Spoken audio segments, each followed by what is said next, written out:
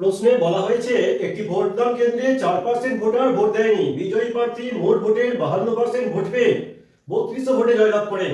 তাহলে ওই কেন্দ্রে মোট ভোটারের সংখ্যা কত? শুরু করছি। মনে করি মোট ভোটারের সংখ্যা হলো 100, ভোট দেয়নি হলো 4%, তাহলে প্রদত্ত ভোট হবে 96%। বিজয়ী প্রার্থী মোট ভোটের 52% পেয়েছে, প্রদত্ত ভোট হলো 96%, বিজয়ী প্রার্থী পেয়েছে 52%, তাহলে পরাজিত প্রার্থী পাবে 44%।